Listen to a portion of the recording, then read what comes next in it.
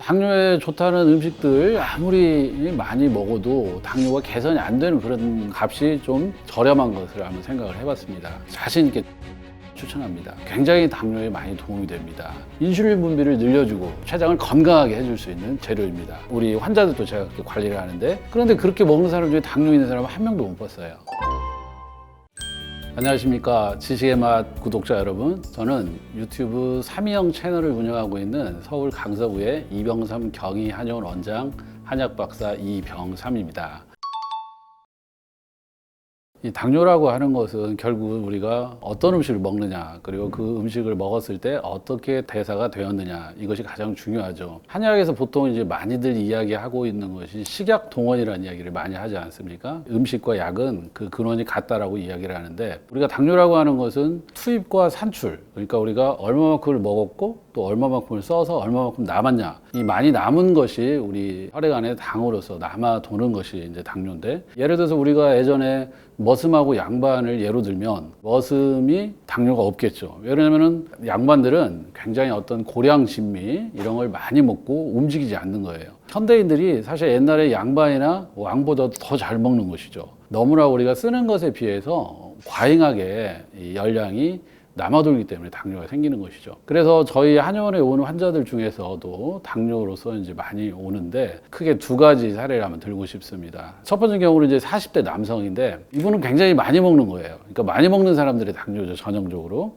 그래서 많이 먹고 안 움직이는 거, 그리고 특히 야식, 과식 하는 사람들이 많죠. 그래서 배달 음식을 저녁에 늦게 먹고 운동이나 이런 거 하지 않고 바로 자는 사람들, 또 술 마시면서 밤늦게 또 안주를 많이, 또 특히 탄수화물 종류를 많이 섭취하는 사람들이었는데, 이분의 경우도 키는 170cm 정도 되었는데 체중이 100kg가 넘는 거죠. 내가 과잉하게 남아도니까 당을 많이 내가 확보했는데 이 세포로 보내줘야 되죠. 근데 인슐린이 췌장에서 나와서 세포로 보내줘야 되는데 이 세포에서 쓸 일이 없다는 거예요. 그러니까 우리가 수요가 있어야지 공급이 있는데 수요가 없는 거예요. 그래서 인슐린이 분비가 되어도 제대로 당을 분해를 할 이유가 없는 거죠. 그래서 그걸 또 이제 소위 뭐 인슐린 저항성이라고 보통 표현을 하는데, 그래서 이런 사람의 당뇨는 당연히 음식을 제한해야 됩니다. 제가 얘기하는 건 이제 5가지를 금하라고 하는데, 간식, 저녁에 먹는 야식, 과식, 급하게 먹는 속식, 그리고 육식, 이 5가지를 제가 금하라고 하는데, 그걸 금하면서 특히 저녁을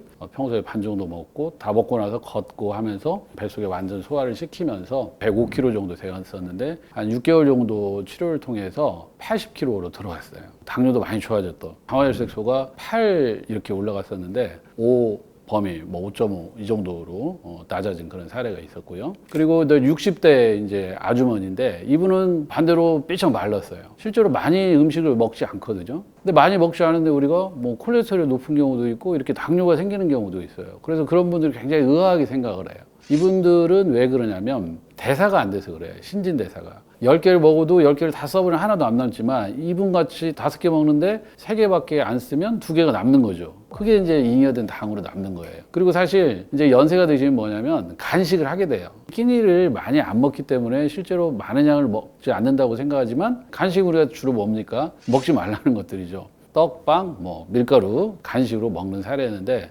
이분의 경우도 신장은 155cm 정도 되고 체중은 45kg. 이분의 경우도 당화혈색소가 6점대 후반이었는데, 식이요법 통해서 오히려 이분은 체중을 좀 늘리면서 기초대사나 신진대사율이 높아지면서 당뇨가 좋아진 그런 케이스였습니다.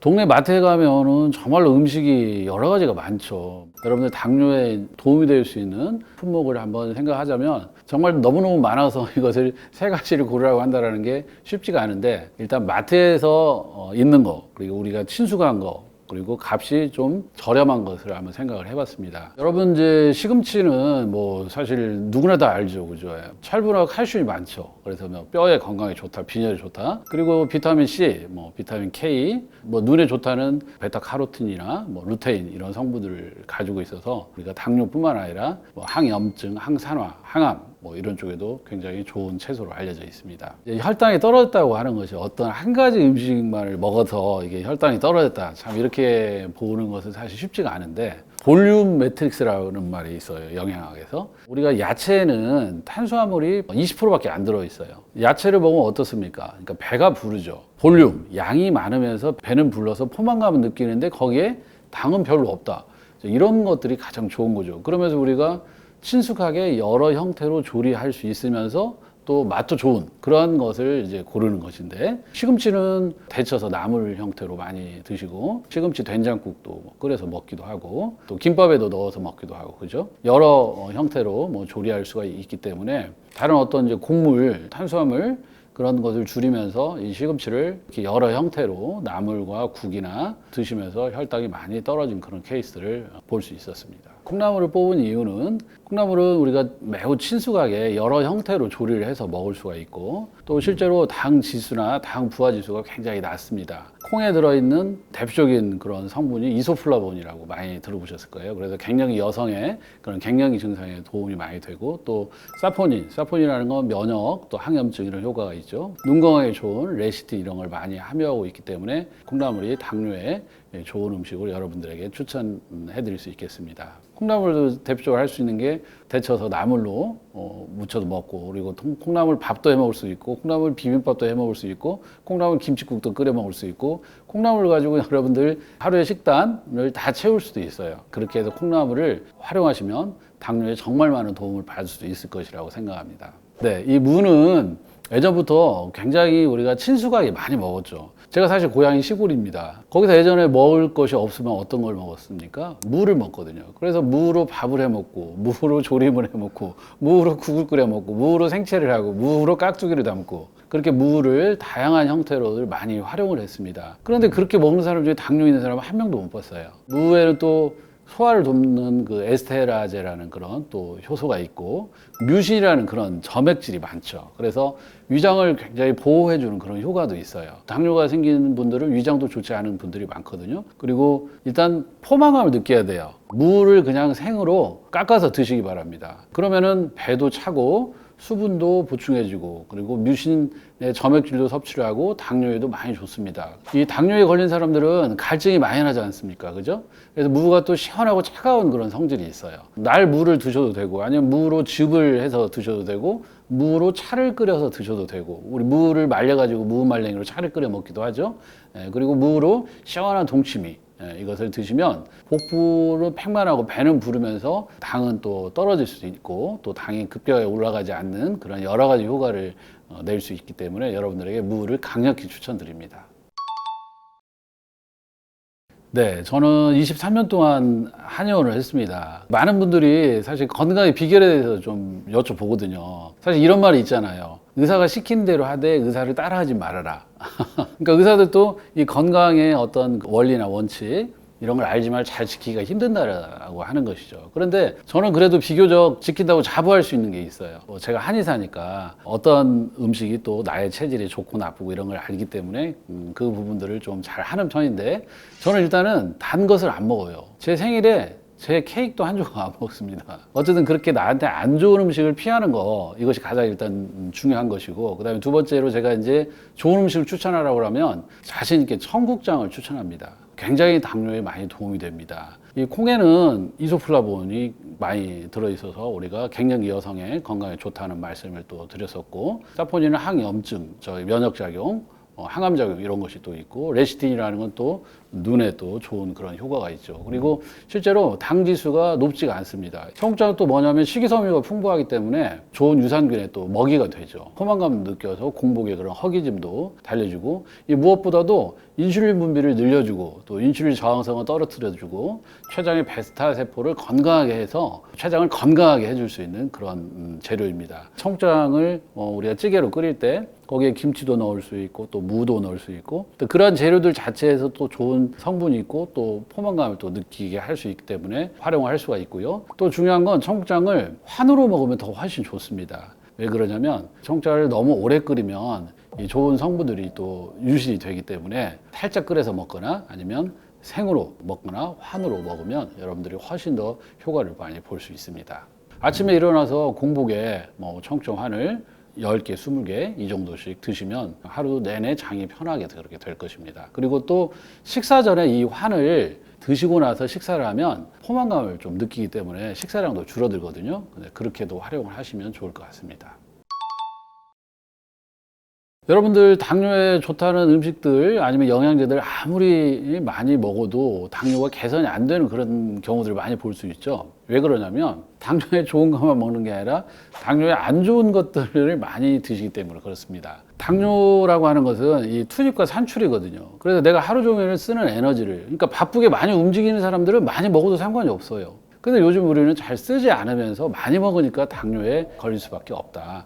대개 5, 100이라 그래요. 5가지 하얀 음식, 흰 쌀밥, 그리고 흰 설탕, 또 흰 떡, 흰 밀가루, 그리고 거기다가 흰 소금, 이 5가지를 이야기하는데 이 5가지를 얼마나 철저하게 제한하느냐. 사실 하루 3끼 쌀밥 먹는 건 사실 저는 괜찮다고 보거든요. 나머지는 조금 줄이는 것이 좋을 것으로 생각합니다. 그리고 또 한 가지 여러분들에게 이제 덧붙여서 좀 말씀을 드리고 싶은 것은 우리가 뭐 당뇨에 좋은 음식, 뭐 암 치료에 좋은 음식, 어떤 질환에 좋은 음식, 뭐 우리 인터넷 AI 쳐보면 엄청난 정보들이 쏟아지잖아요. 그럼 그거에서 우리가 어떤 것을 고를 것인가 하는 그런 고민들이 사실 있을 거예요. 저는 이제 어떻게 조언을 하냐면 그런 음식들을 드시고 나서 여러분들이 반응을 보면 돼요. 몸의 반응. 그걸 먹고 배가 아프다, 뭐 설사를 한다, 변비가 생긴다, 뭐 알레르기가 생긴다, 두드러기가 생긴다. 당연히 그런 것들을 피하는 거죠. 그리고 요즘에는 혈당을 실시간으로 모니터링 할 수 있는 그런 장비가 있잖아요. 연속 혈당 측정기. 그래서 어떤 것들이 당을 올리느냐. 우리 환자들도 제가 그렇게 관리를 하는데, 그러면 환자가 당이 올랐을 때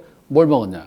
그럼 대개 대체적으로 뭐냐면 당연히 과식했을 때, 그 다음에 두 번째가 나의 체질이 맞지 않을 때, 그리고 세 번째는 음식을 먹는 순서, 샐러드, 야채, 과일 먹고, 그리고 단백질, 지방 이렇게 먹고, 그리고 맨 마지막에 이제 곡물을 먹어라 그렇게 얘기를 하죠. 그래서 먹는 순서도 중요하고, 그다음에 어떤 식으로 조리를 하느냐 이게 중요하거든요. 그래서 여러분들이 그러한 실험을 각자 해보시는 게 정말 좋아요. 나의 체질도 알아볼 수 있고, 또 나의 체질에 맞는 음식도 알아볼 수 있고, 또 당뇨도 고칠 수 있는 그런 일석삼조의 효과를 거둘 수 있기 때문에 한번 꼭 활용해 보시면 좋을 것 같습니다. 우리나라의 한식 요리가 1세대인 그 심영수님이라고 계시잖아요. 그분께서 췌장암 진단을 받아서 이것을 1년 동안 장복을 하셨다고 그래요. 그래서 이분이 췌장암이 사라졌다. 추천합니다. 이게 강력한 항암 효과가 있다라고 하는 적당하게 슬라이스해서 베란다 같은 데 햇볕에다 이렇게 바싹 말려서 가루를 내서 미숫가루처럼 이렇게 드시면 됩니다. 암 환자도 좋고, 그리고 내가 또 암을 예방하고 싶다라고 하면은 적극적으로 활용해 드리는 것을 권합니다. 암 환자들의 이제 식습관을 우리가 잘 살펴볼 필요가 있습니다. 물론 이 암이 걸리는 그런 이유가 여러 가지가 있겠죠. 사실 저는 이제 먹는 것이 굉장히 중요하다고 생각을 하거든요. 이분들을 이제 잘 보면 정말 우리가 소위 얘기하는 건강하지 않는 그런 식습관들을 많이 가지고 계시거든요. 그 중에서 우리가 요즘에 이제 포도당에 대한 이야기를 많이 하죠. 근데 이 포도당은 우리 몸에 절대적으로 필요하죠. 이 뇌에 들어갈 수 있는 유일한 영양소는 포도당밖에 없거든요. 근데 포도당은 결국 또 탄수화물이죠. 그런데 중요한 것은 이 암도 탄수화물을 좋아한다는 거예요. 암은 포도당을 좋아하는 거죠. 포도당이 들어오면은 암세포가 가장 먼저 흡수를 하고 그것에 따라서 이제 막 성장을 하는 거예요. 그럼 우리가 이제 흔히 혈당 스파이크라고 하잖아요. 이제 정제된 거, 정제된 밀가루 이런 것이 이제 가장 안 좋은 거죠, 사실은. 그래서 바로 그냥 당으로 환원해서 바로 흡수할 수 있는 것들은 다 암세포의 먹이가 되거든요. 암은 뭐냐면 막 굉장히 빨리빨리 자라잖아요. 성질이 급한 놈들이라고 생각하면 돼요. 그래서 애들을 약 올릴 필요가 있어요. 이 야채나 채소는 당이 탄수화물이 20%밖에 안 된다는 거예요. 불용성 탄수화물을 가지고 있기 때문에, 그래서 야채를 많이 먹어야 당 자체도 많이 가지고 있지 않고, 그리고 또 포만감까지 또 느껴주잖아요. 배도 적당히 부르게 하면서 당은 별로 없기 때문에 암세포가 지쳐버리고 질려버리는 거죠. 암세포를 속인다고 생각을 하시면 됩니다. 야채, 과일 이런 거를 많이 드시면 좋겠습니다.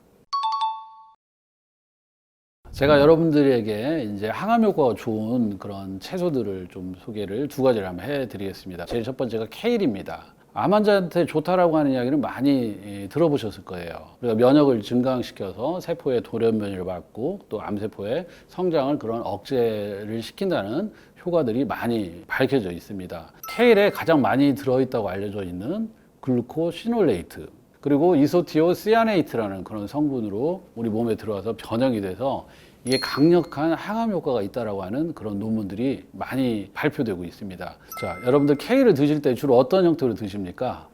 녹즙 형태를 많이 드시죠. 이때 주의해야 될 것은 여러분들 위장이 차가운 사람들이 있어요. 아침에는 몸이 잘 깨어나지 않고 뭐 소위 얘기하면 컴퓨터가 부팅이 되는 시간이 오래 걸리죠. 그런 사람들이 있어요. 아침에 그래서 정신을 못 차리는데 이런 사람들은 소화기도 아직 깨어나 있지 못하거든요. 그런데 이때 이런 야채즙을 드시면은 배가 슬슬 아프고 배에 가스 차고 복통이 있고 설사가 나옵니다. 위장이 차가운 사람은 식사 후에 이렇게 주스를 마시듯이 그렇게 드시는 편이 더 좋습니다. 그리고 케일로 쌈을 해서 드시거나 샐러드로 해서 드시거나, 그러니까 야채를 먹었을 때 제가 항상 여러분들 이제 반응에 대해서 항상 이야기를 하는데, 야채도 생것이기 때문에 위장이 차가운 사람들은 살짝 데쳐서 쌈을 해서 드시는 것이 좋겠습니다. 암 환자도 좋고, 그리고 내가 또 암을 예방하고 싶다라고 하면은 이 케일을 적극적으로 활용해 드리는 것을 권합니다. 또 한 가지는 양송이 버섯을 추천합니다. 여러분들 버섯이 항암 효과가 있다라고 하는 건 많이 들어봤을 거예요. 그래서 대표적으로 많이 쓰이는 버섯들이 있죠. 차가버섯이나 상황버섯, 그리고 이러한 버섯들은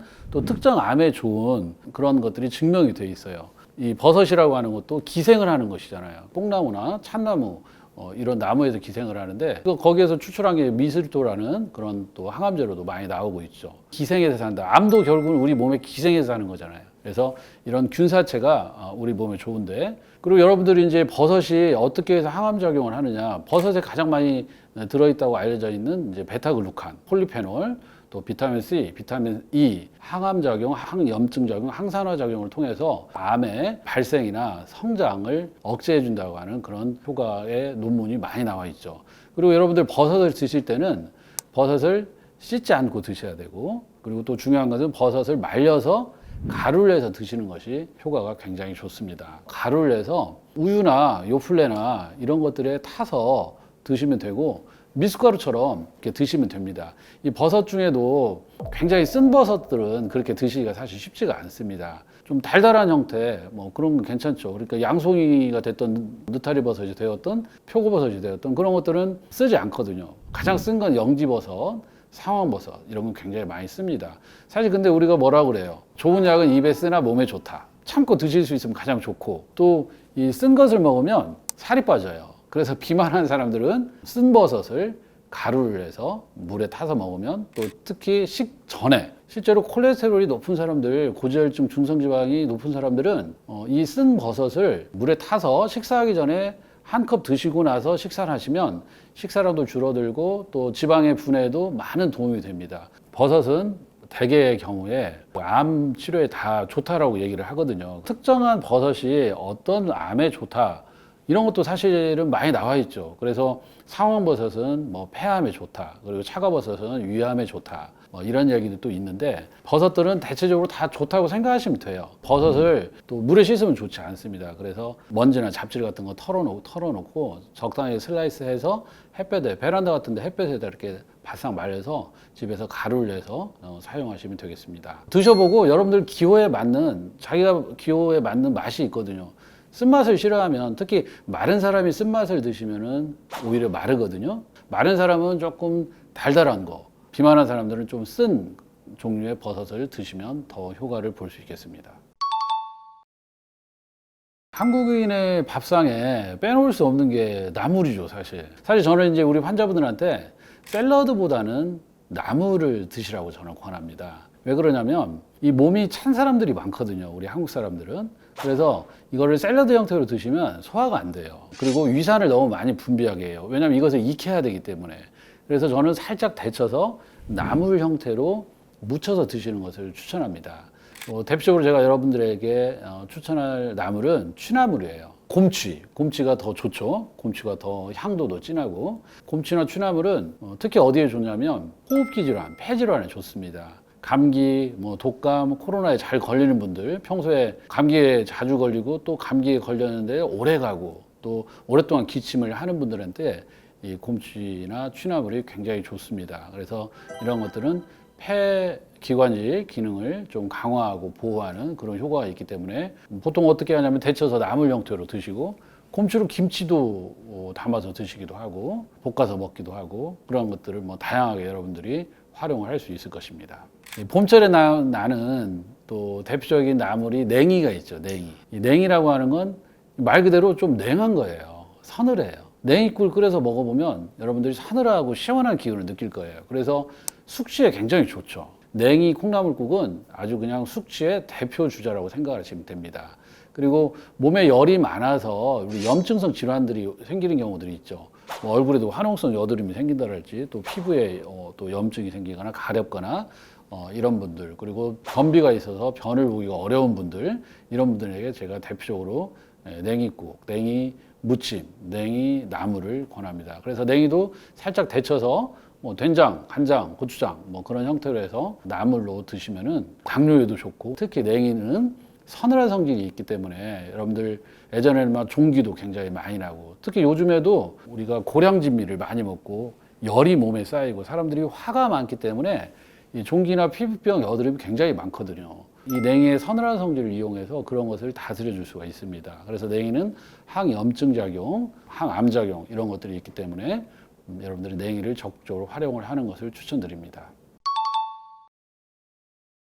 서양 속담에 그런 얘기가 있잖아요. 토마토가 붉게 익어가면 의사의 얼굴은 파랗게 질린다. 그만큼 이제 토마토가 건강에 좋기 때문에 토마토를 먹으니까 이 환자가 없어진다는 거예요.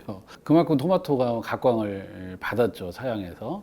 여러분들 토마토가 정말로 좋다라고 하는 그런 사례들을 많이 보실 수 있을 건데, 이 대표적으로 이 우리나라의 한식 요리가 1세대인 그 심영수님이라고 계시잖아요. 그분께서 췌장암 진단을 받아서 그분 따님이 정성스럽게 토마토 요리를 해줘서 1년 동안 토마토만 드시고 이 췌장암을 극복했다는 그런 사례가 알려져 있죠. 이 토마토에다가 뭐 감자, 양파, 마늘, 파슬리 이런 것을 저온으로 해서 뭐 한마디로 국을 끓인 거죠. 이것을 1년 동안 장복을 하셨다고 그래요. 그래서 이분이 췌장암이 사라졌다, 뭐 그런 사례가 또 있죠. 이 토마토는 다양하게 전 세계적으로 요리가 많이 발달되어 있습니다. 토마토를 대개는 어떻게 먹냐면 생으로 주스를 해서 먹는데, 이렇게 되면은 사실 생채 이용률이 4%밖에 안 된다 그래요. 그러니까 배는 부는데 이게 다 그냥 빠져나간다고 생각을 하면 돼요. 끓여서 먹는 것이 좋다고 합니다. 그래서 토마토를 되게 끓여 먹거나 구워 먹잖아요.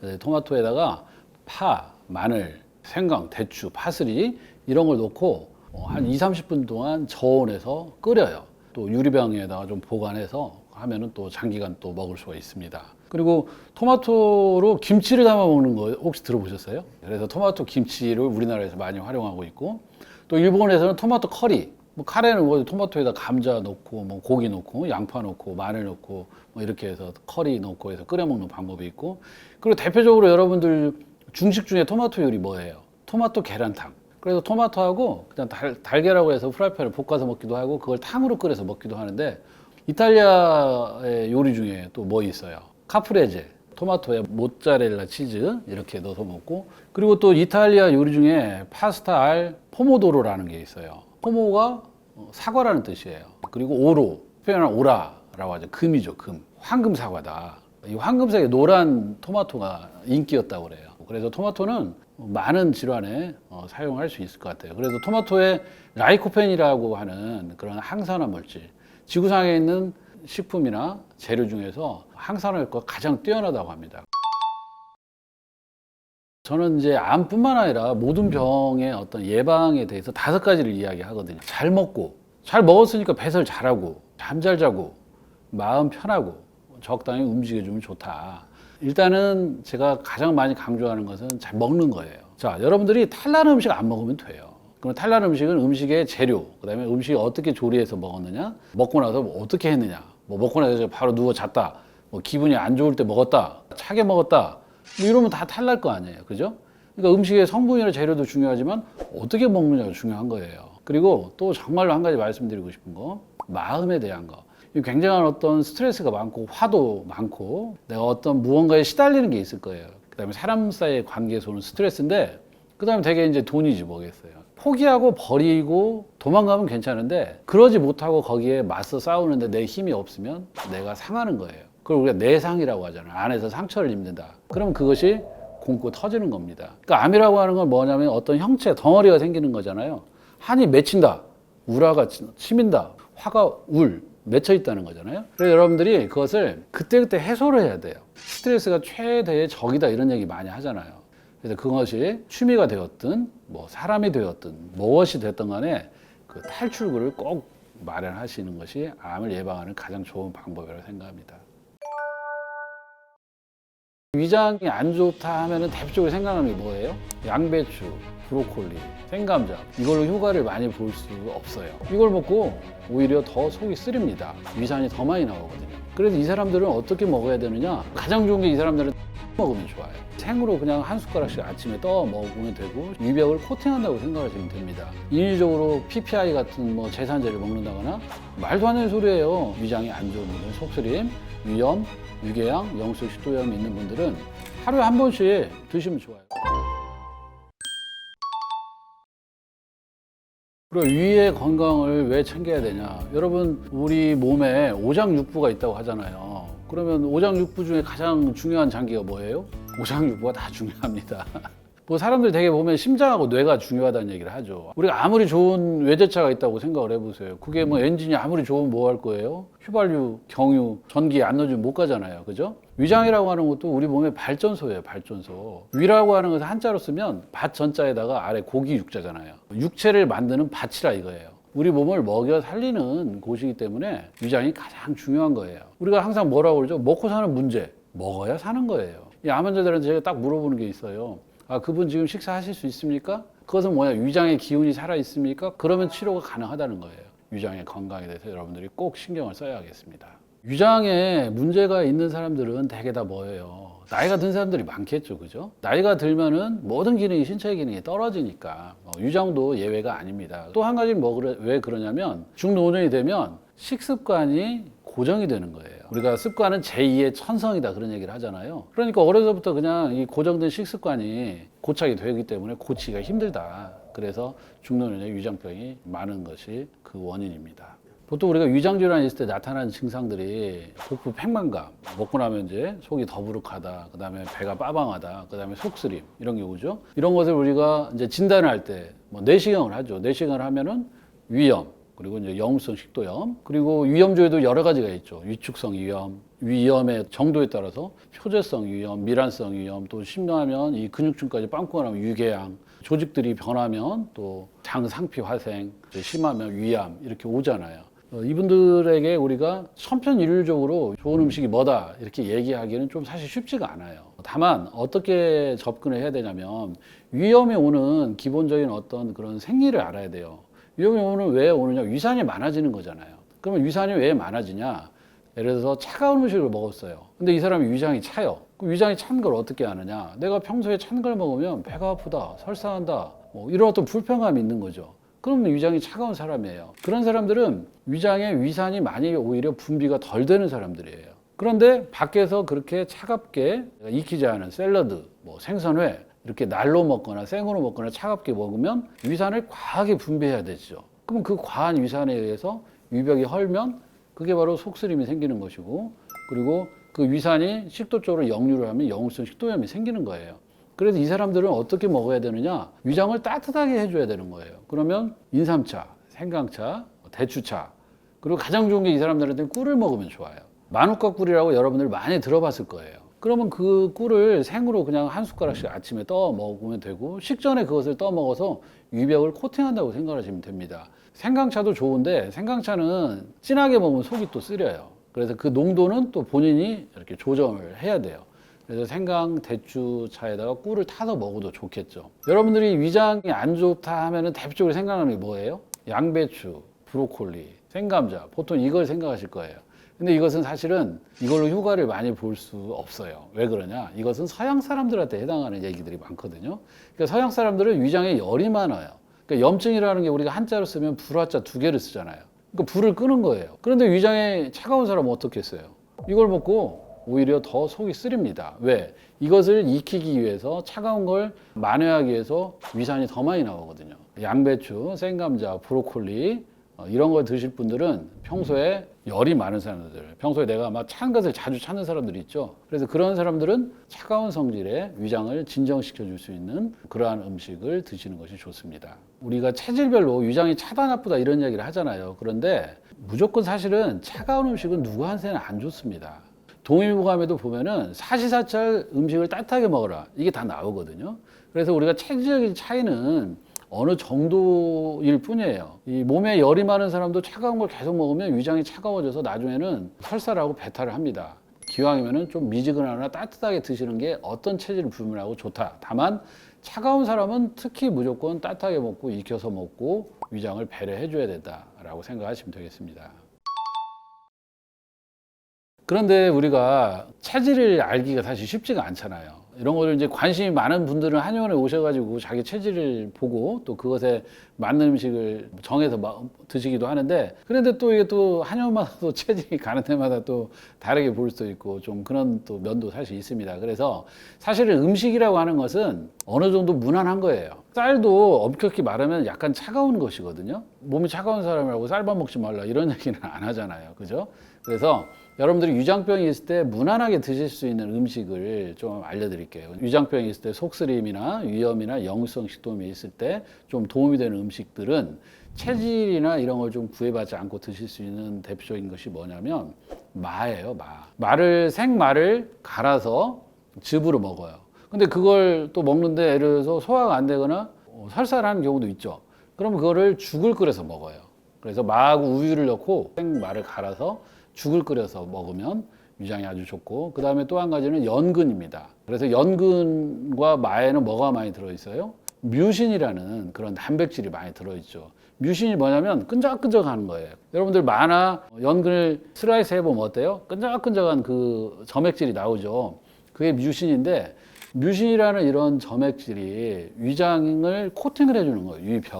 유벽을 보호하는 뮤신이라는 단백질이 많은 그러한 식품들이 다 위장에 좋다고 보면 돼요. 위장이 안 좋은 분들, 속쓰림, 위염, 위궤양, 영수식도염이 있는 분들은 하루에 한 번씩 드시면 좋아요. 그러니까 이게 내가 중증도다, 위장이 많이 안 좋다라고 하면은 매일같이 드시면 좋고, 아니면 내가 위장이 괜찮은데 좀 보호하고 싶어서 그렇다라고 하면 일주일에 한두 번 정도 이렇게 드시면 좋겠습니다.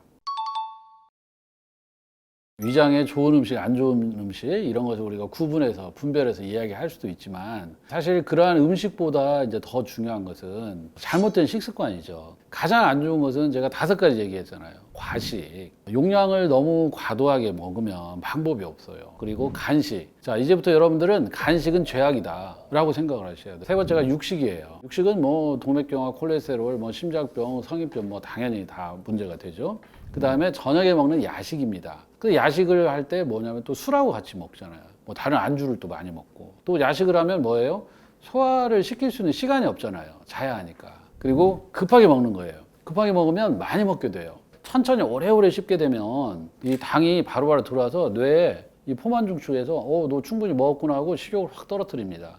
그래서 비만한 사람은 다 급하게 먹는 사람이에요. 이 5가지를 꼭 피해야 합니다. 그리고 여러분들 안 좋다고 하는 거 사실 다 알잖아요. 제가 말하지 않아도. 그래서 대표적으로 뭐예요? 술, 담배, 커피, 녹차. 이 커피, 녹차는 위장을 깎는 거예요. 탄 음식이 몸에 좋다고 해요? 탄 음식 먹으면 뭐에 걸린다고 그래요? 암에 걸린다고 하잖아요. 근데 커피는 다 뭐예요?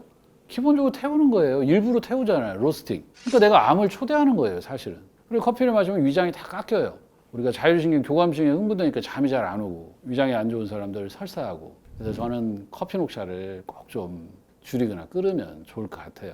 그러니까 특히 몸이 마른 사람들, 그리고 설사하는 사람들, 대장이 안 좋은 사람들은 커피를 좀 끊으면 좋겠고, 그리고 되게 뭐 자극적인 음식 많이 이야기 하잖아요. 매운 음식. 요즘 무슨 매운맛 챌린지 하잖아요. 매운 거 먹고 설사한다, 배 아프다, 항문이 따갑다, 맵다, 이런 사람은 매운 걸 안 먹어야죠. 그래서 조절할 수 있으면 좀 덜 맵게, 순하게 이렇게 하는 것이 좋겠습니다. 여러분들에게 정말로 제가 말씀드리고 싶은 거, 위의 건강을 위해서 꼭 이것만은 지켜달라 하는 거 있어요.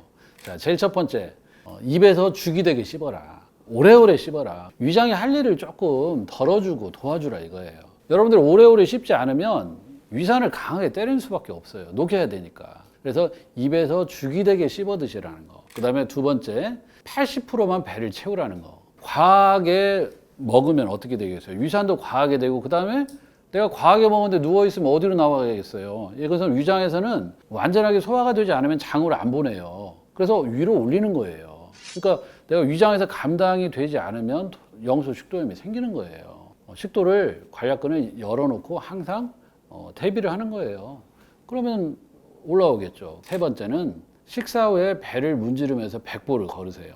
요즘 여러분들 방귀 걷기란 말 들어봤어요? 밥 먹고 나서 걸으면 장 운동이 되면서 방귀가 나온다는 거예요. 장 운동이 그렇게 활발해진다는 거예요.